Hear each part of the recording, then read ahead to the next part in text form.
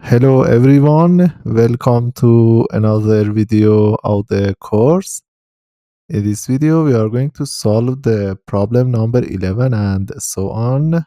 Let's see how many problems we can solve today. Here is the problem 11. The magnetic circuit of this figure has a core of relative permeability mu r equal to 2000. The depth of the core is 5 centimeters and the coil has 400 turns and carries a current of 1.5 ampere. So A, draw the magnetic equivalent circuit. B, find the flux and the flux density in the core.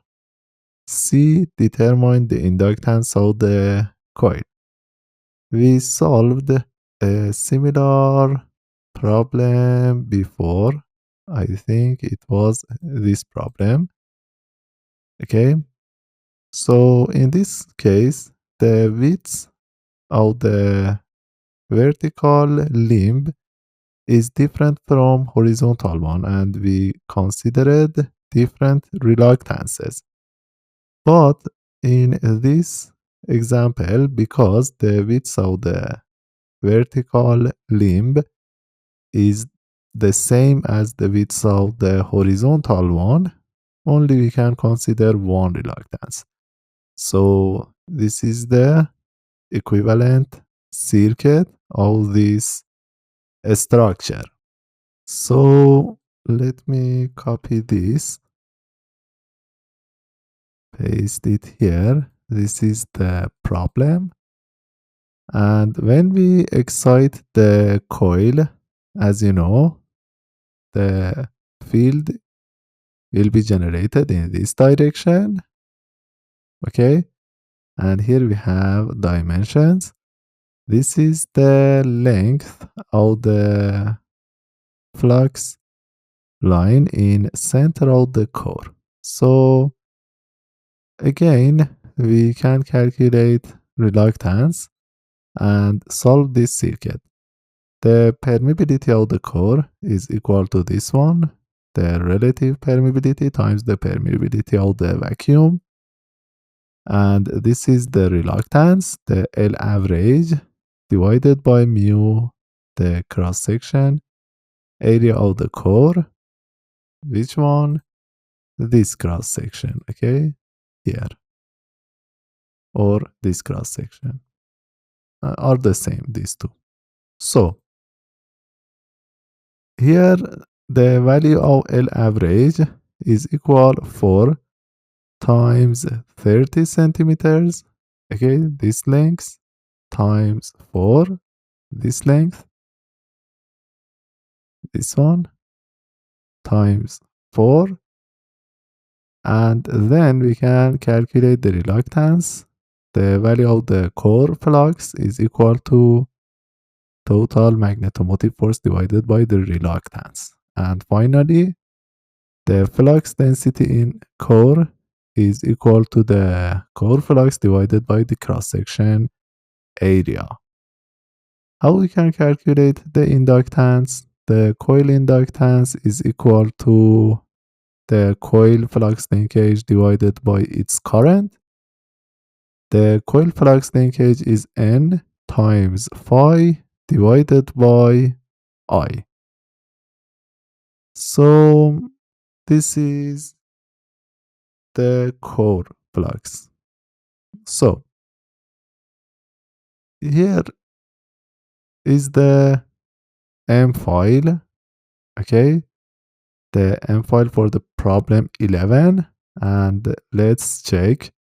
Here are inputs, the permeability of the air, relative permeability, the number of coil turns, the value of the current. The depth is 5 centimeter, and we have the L average. This is the width of the limb. So it's 10 centimeters. This is the permeability of the core, mu r times mu 0.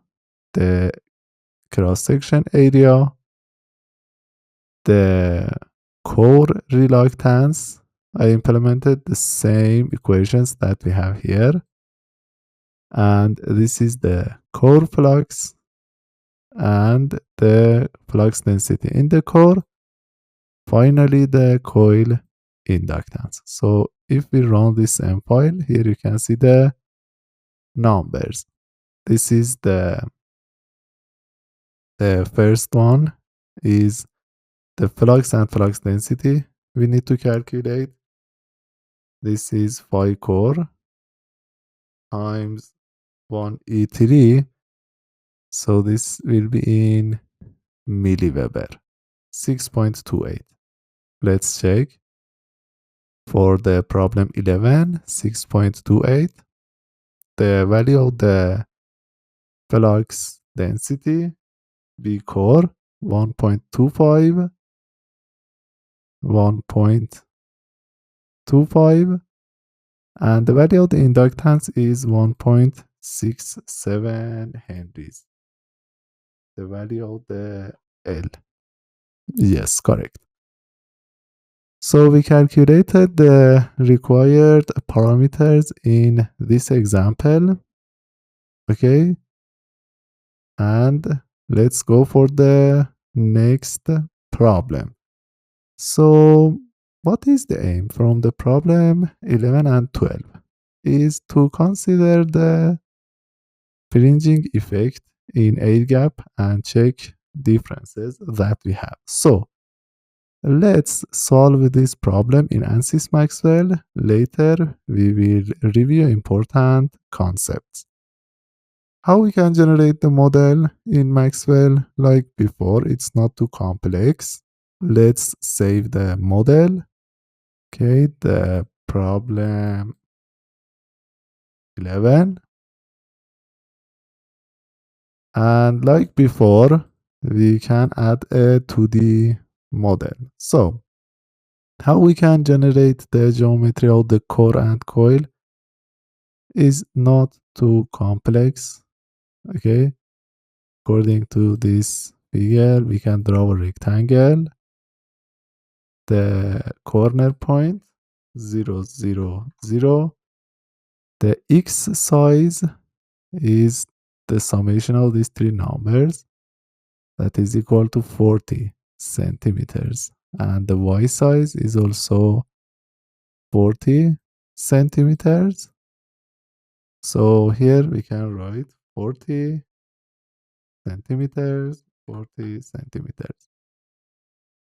And we can draw the inner rectangle.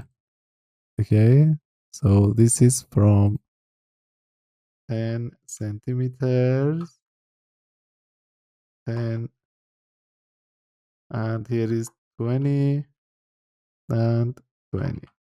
So then we can select this to subtract and then draw the coil arms. So this is one coil arm. We can duplicate and mirror it. Anyway, so this structure. So let's assign the copper material to these two coil arms, and I'm going to select the iron for this core. The permeability is constant. So let's select this iron and set the value of the relative permeability. Here is 4000, but in our problem, it is equal to 2000. So, okay. Finally, we should draw the enclosure, 100% offset, and select edges to apply boundary condition. So now let's define the excitations. Here, according to this figure, the direction of the current for this coil arm is into the paper, and for this one is out of the paper. So the number of turns is 400. We can select this rectangle, assign excitation 400 times 1.5 ampere negative, and for this region is this one but positive direction. So you can see the direction of the current in these two coil arms, the total current passing through these two regions. We can solve the problem now. So then we can plot the results. So add analysis setup and analyze. Okay. So I want to plot the flux lines. Problem solved. Plot the B vectors. Okay. You can reduce the spacing. Also reduce the size of vectors. So here is the direction of the magnetic field. Anyway, let's calculate the average value of the B in center of the core and compare with this number that we calculated in MATLAB, considering these assumptions. So how we can calculate? Let me draw a rectangle and set the dimensions. So this is 5 centimeters, 5. This is 30 and 30. The average path that we considered. Cover lines, no. Just I want to have edge object. This is the average path. So if I repeat the analysis again, we can plot the B vectors on this object. So select and plot B vectors on it. Okay.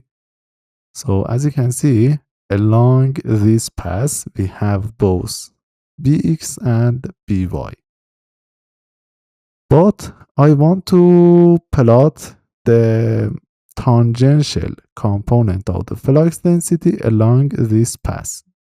I mean, I want to project each vector of the flux density on this path and plot it. So how we can calculate the tangential component? From the fields calculator, like before, we can select B, unit vector, tangent, and as you know, if we have this path, this arbitrary path, and this is the tangent vector along this path. For example, for this point, this is the tangent vector T. And suppose this is the magnetic field B. How we can calculate BT? Consider that T is a unit vector. BT is equal to B dot T hat times T hat. So this is the amplitude and this is the BT vector, but we need to have the amplitude, this dot product. So this is the line tangent and this is Bx By and 0. This is a 2D analysis. Then we can take the dot product. So this is BT, the tangential one. We added it to the named expressions. So now I can generate this field plot. Select the rectangle for BT and plot it versus the distance. Okay, so here is the graph. Why it is like this? Because I didn't apply any mesh operation for the core. So let's select the iron. Let's apply 1 centimeter mesh size in the iron and repeat again the solver to calculate the B and plot BT, amplitude of the BT along the average path. So here is the graph. Why it is negative? Because the direction of the path is counterclockwise, but the direction of the field is clockwise. Not important. So this is the reason, and simply you can multiply this by -1. Not important. And if I calculate the average value, it is equal to 1.25. What was the number here? 1.25. Okay, so we calculated the same level of the flux density in the core considering these calculations. So you can calculate the flux in the core and also the inductance and compare. How we can calculate the inductance and flux? Like before, we can define a matrix here. In the parameters, select these two, set the number of turns, and finally group them.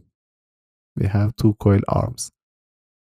Okay, so this is the matrix. This. Anyway, let's run the analysis again and visualize the value of the flux linkage. The coil flux linkage is N times phi, and phi is flux linkage divided by N. So here, the magnetostatic report data table, mag flux for the matrix 1. Again, you know that we need to consider the depth of the problem, like before. Okay, so the depth of the problem is 5 centimeter. This is equal to 5 centimeter divided by 1 meter divided by 400, the number of turns. So this is equal to 0.0073 or 7.3 milliweber. Here we calculated the phi 6.3 milliweber. You know the reason, and we discussed that, right? In the finite element, we calculate the problem and we consider all effects. If I plot the flux lines, select all faces, flux lines, done.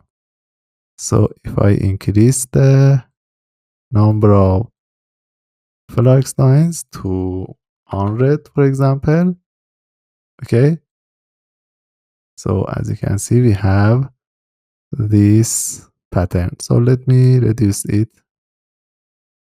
It's too complex to explain. Yes, here as you can see, we don't have perfect uniform field in the core. So you know the differences, we discussed them before. Just I wanted to compare this number. And finally, what is the value of the inductance here? L is equal to this number? No, we should modify the length that is used for calculation of the inductance. in the software. So apply. Here, as you can see, the value is 1.97. We calculated 1.67. Okay. Also, you know the reason why the inductance is different. You can modify. You can modify the length. And did we consider the correct length here in MATLAB or not?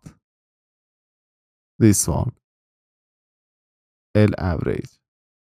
If we modify this, right, maybe we can be more close. So if I multiply this by this number, the value of L is higher, pi core is close, and this is B core, right? So what is this B core? 1.4 Tesla. Consider that I modified the length, the average length. So here we considered a perfect rectangle for the average length, but I supposed it to be lower. So if we do this assumption, if I plot, let me delete these flux lines and select this core, plot Bmag. Here, as you can see, if I add a marker and pick up the value of B here, the value of B here in the middle of the structure, it is equal to 1.47. This is more close to this one that we calculated.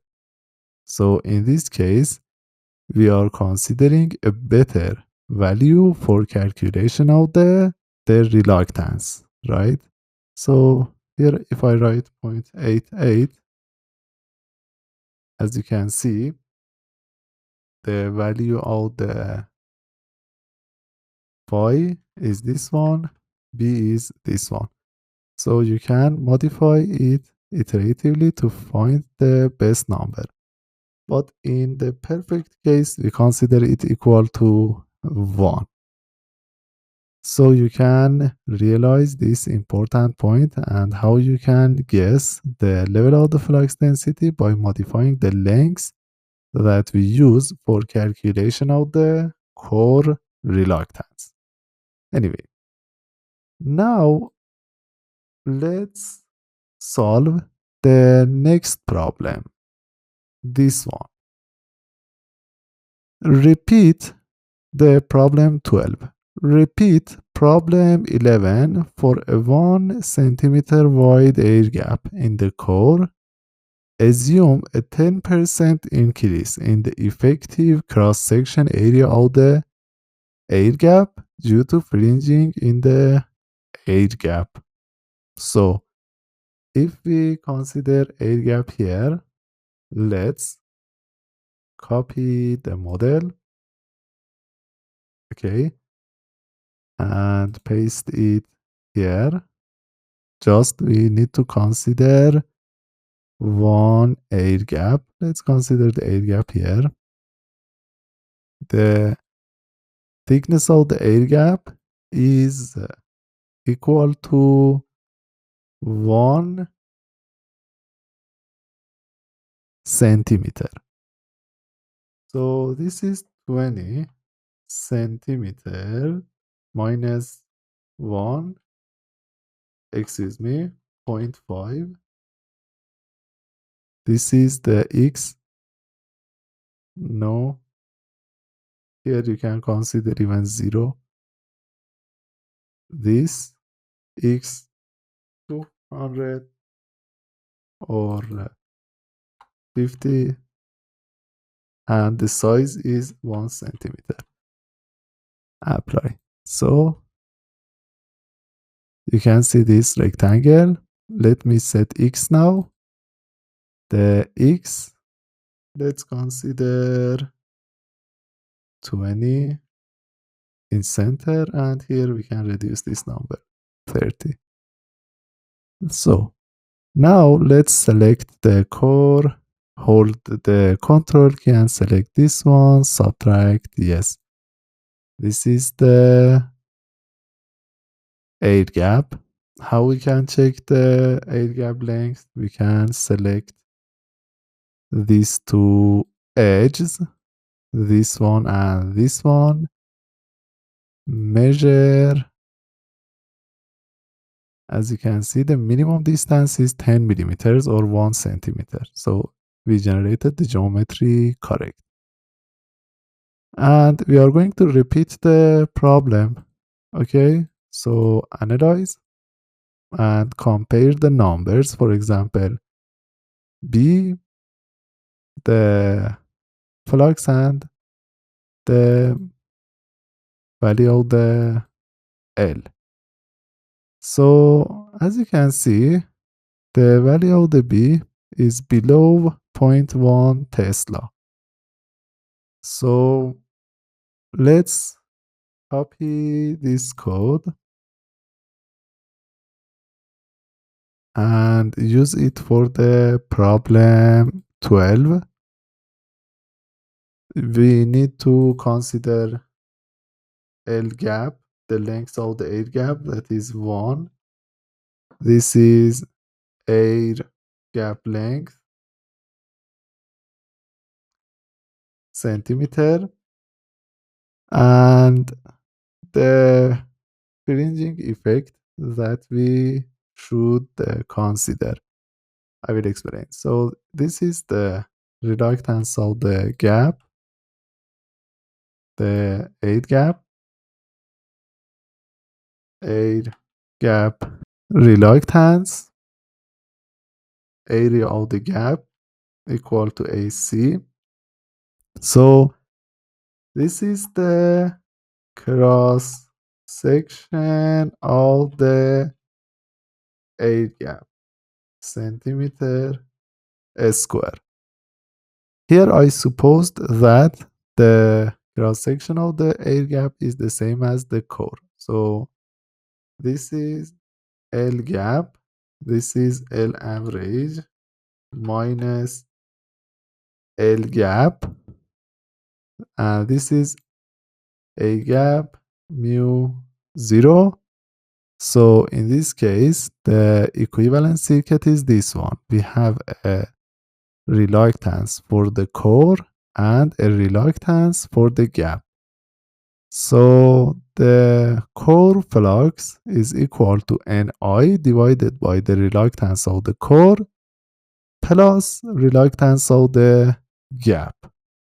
So in MATLAB, we can write this reluctance of the gap plus reluctance of the core and finally calculate these quantities.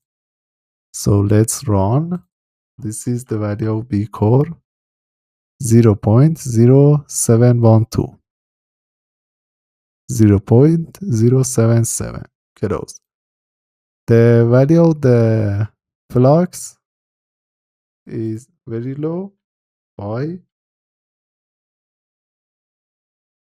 right times 1 E3 is 0.35 milliweber.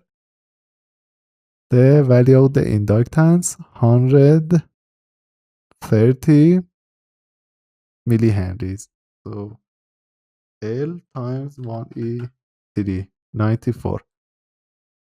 Again, this is because we considered, right, the length for the average, on the average of the flux path.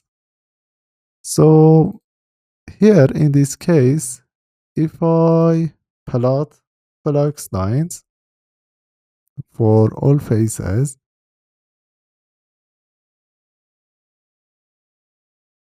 okay, and increase the number of flux lines to 100,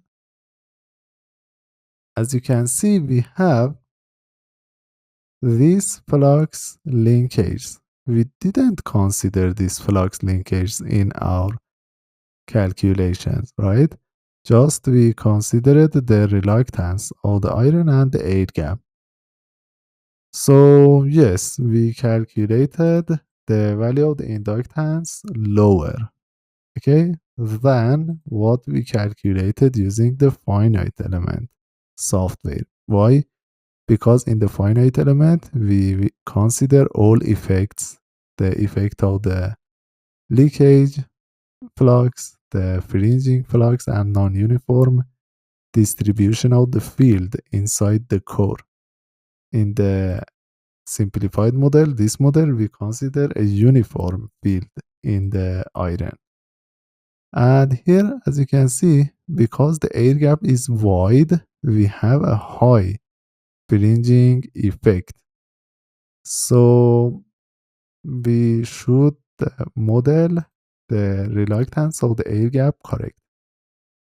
If I plot these two curves, this is interesting.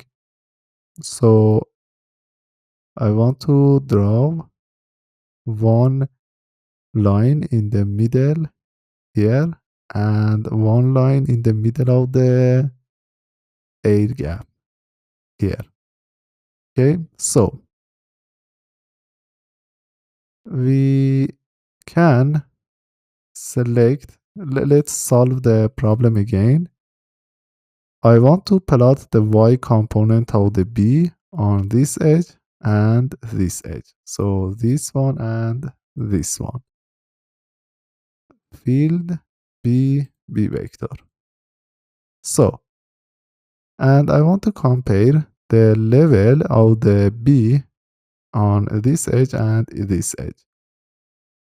Here in the field calculator, let's select b, the y component, by, we need that, add this, and here let's generate this field plot. The polyline 1, this is by, and polyline 2, add trace.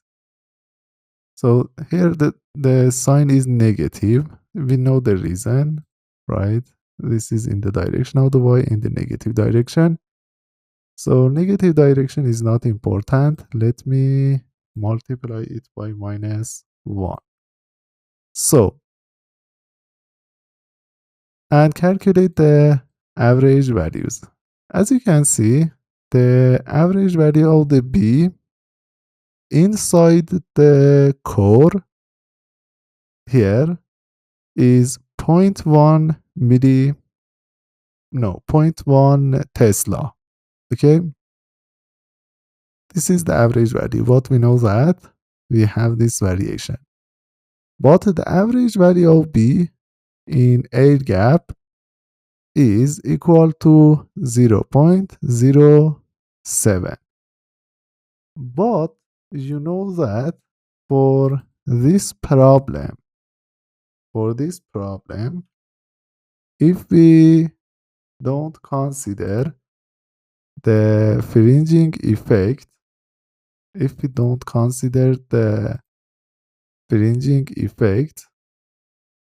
let's take a screenshot here, delete this, and delete this. So if we don't consider the fringing effect, we know that the flux that we have here, also we have this flux in air gap y, and consequently b inside the core must be equal to the b inside the gap, because we know that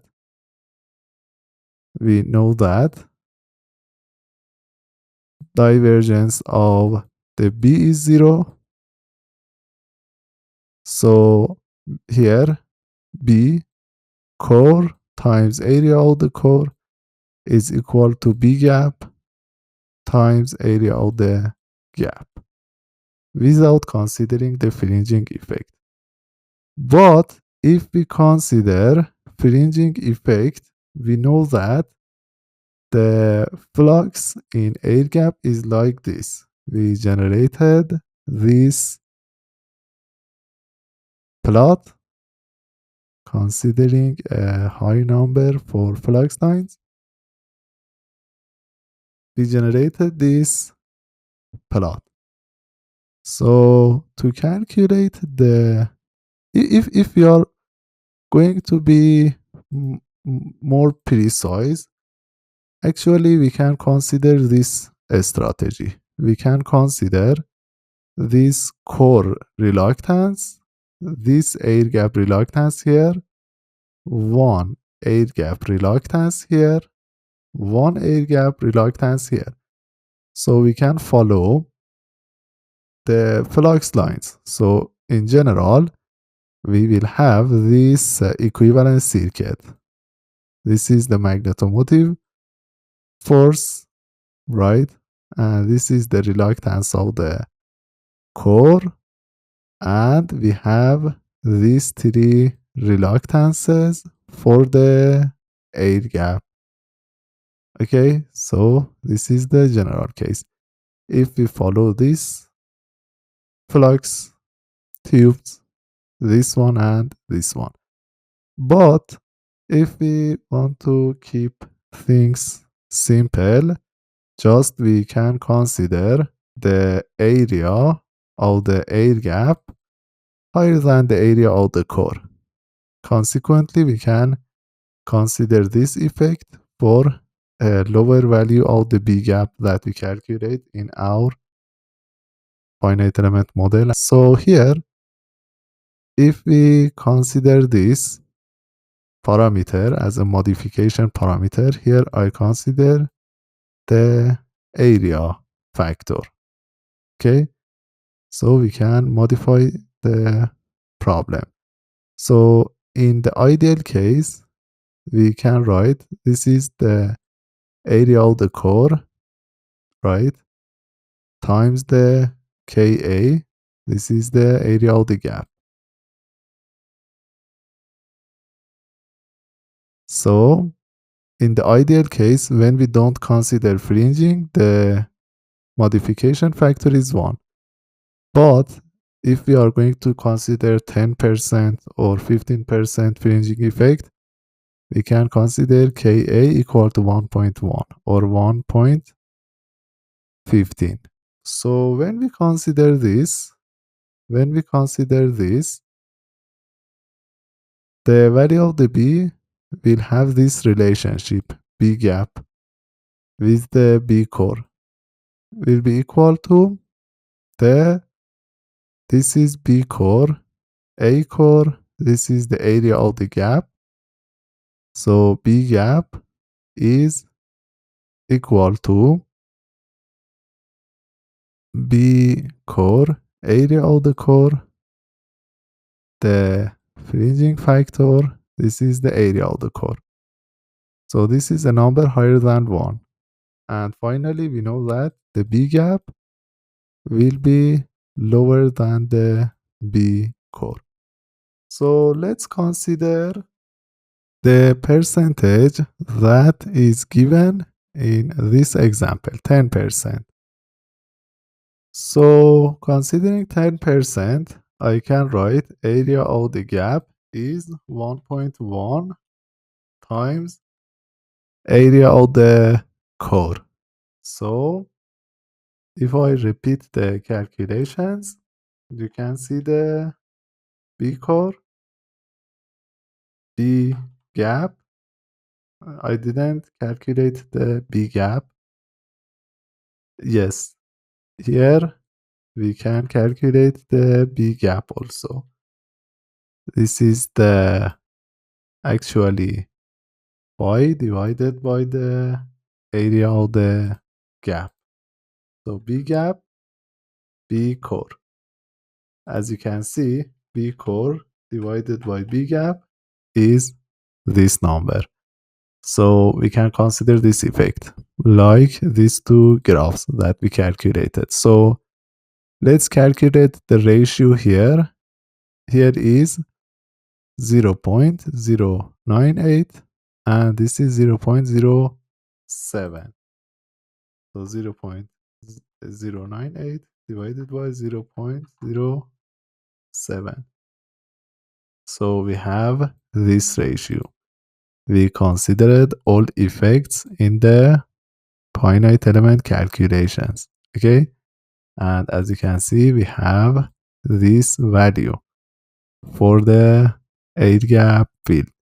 You can select this edge and plot the magnitude of the B. Okay, so finally we will have this amount of the flux density in air gap. So you can realize these important differences in the exact finite element calculations and the analytic formulation. So the power of the finite element for the right exact design.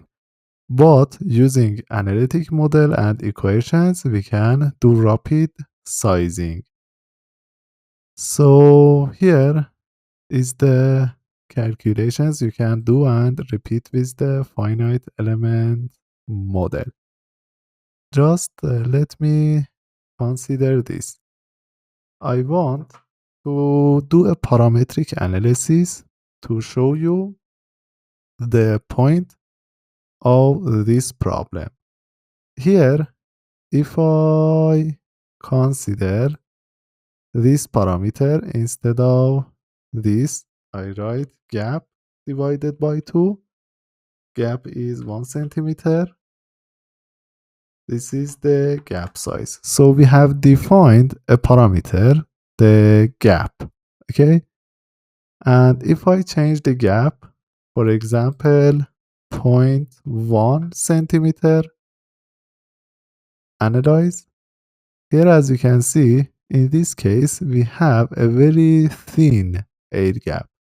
So the fringing effect, right, is low. And if you compare these two numbers, right, they are close, the average values, because the fringing effect is low. So here is 0.52 divided by 0.49, 6%. And as long as we increase the air gap thickness, the level of the flux density changes and the fringing effect will be more and more important. Okay, so you can repeat the calculations. Here, if I define this parametric, add the gap, I want to change the gap from 0.1 centimeter to 1. The step size equal to 0.05. So I am going to do a parametric analysis and change the thickness of the air gap. Okay. And calculate the factor, the fringing factor. So here we can calculate this parameter. This is the average value of B divided by average value of by. We need to consider the average values and then we can divide them. So let me run this optimetric first. Analyze. I want to calculate the average value of the B inside the core and inside the air gap by changing the value of the air gap thickness, right, in this parametric analysis, and plot this magnetostatic report. So here I can calculate the average value of the B along the edge. The primary sweep is gap. So the solution also we need to select. Let me replot it. The parametric setup, the polyline 1, by the average value of by. Okay, so we don't have data in memory. Why? Because we are doing this field calculation. In the Optimetrics, you should save fields and mesh data, because every times when we change air gap, we need to save the field and mesh data to plot this. So if I rerun the analysis and change the value of the thickness of the air gap for each simulation, we can calculate the average value of B. As you can see, when we increase the air gap size, the average value of the B in the yolk, in the core, reduces. What about the polyline 2, the air gap? So you can see this. So let me multiply this by -1 again. So the variation is important. Okay, so here you can realize that for each value of the air gap, the value of the B in the gap is lower than the B in the core due to the fringing effect. So if you export the data of this graph and divide them on each other, you can calculate the Ka versus the air gap length. How the fringing coefficient will change when we change the air gap length, right? This important concept. So you can realize this important point from this problem. You can practice, generate the model in ANSYS Maxwell, and try the simulation. Okay, so now let's solve the next problem, problem 13. The magnetic circuit of this figure has the following parameters. The number of turns, 100. The area of the core is equal to the area of the gap, equal to 5 centimeter square. The permeability of the core is infinite. Determine the air gap length to provide the coil inductance of 10 millihenries. Yes, in this problem, the fringing effect is neglected, okay, because the cross-section area of the core is the same as the air gap, and just we are going to calculate the length of the air gap to provide this coil inductance. So this is the magnetic equivalent circuit. The iron reluctance is 0, right?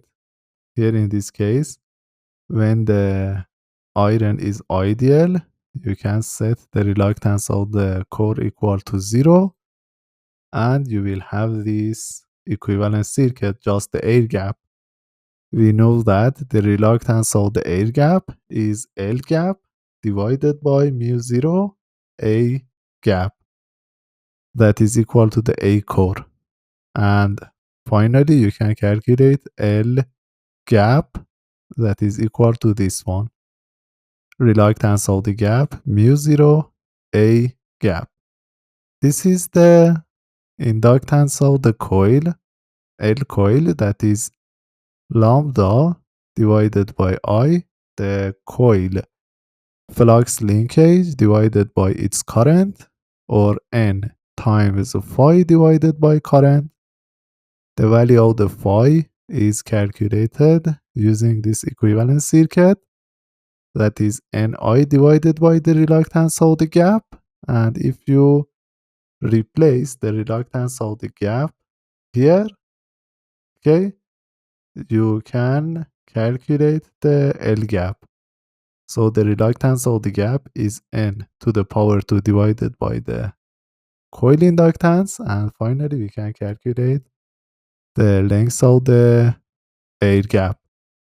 So let's write code here to solve this problem.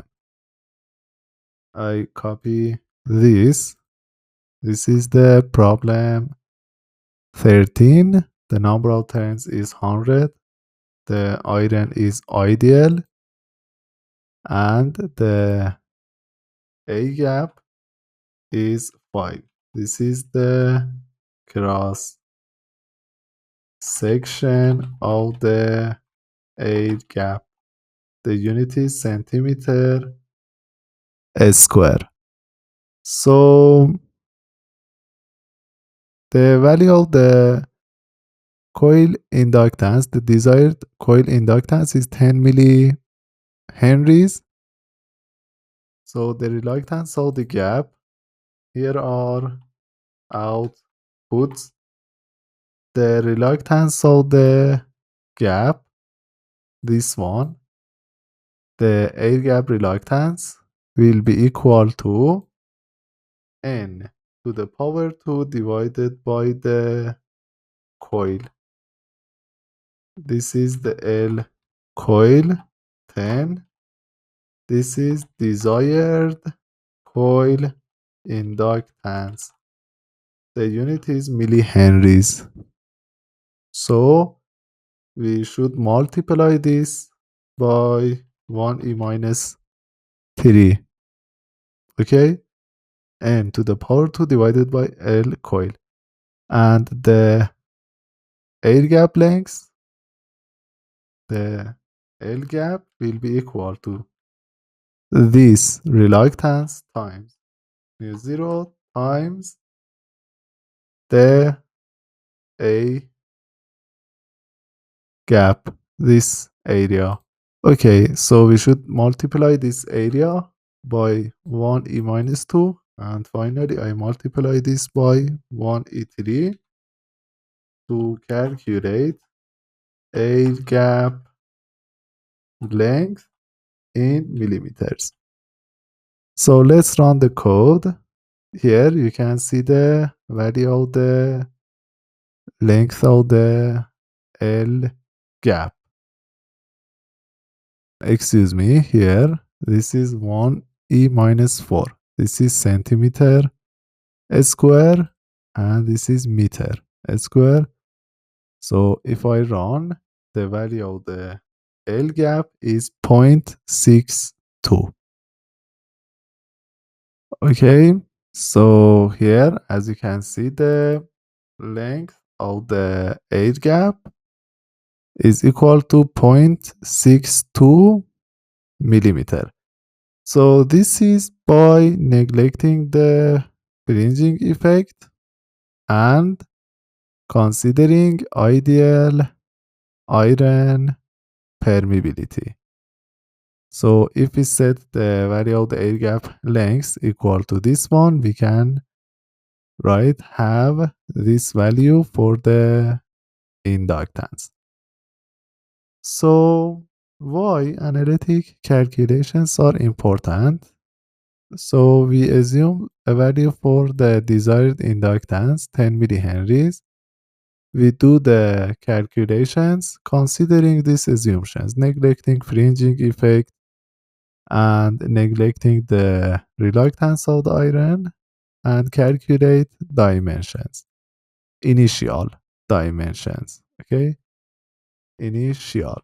So this is a good initial design and we can generate it in the finite element software and perform exact finite element analysis. Then we can change the dimensions to match the exact values that we need, right? So these manual calculations are, right, very important.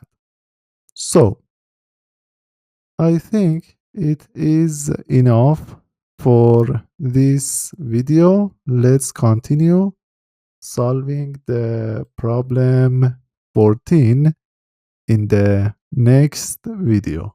Thanks for watching.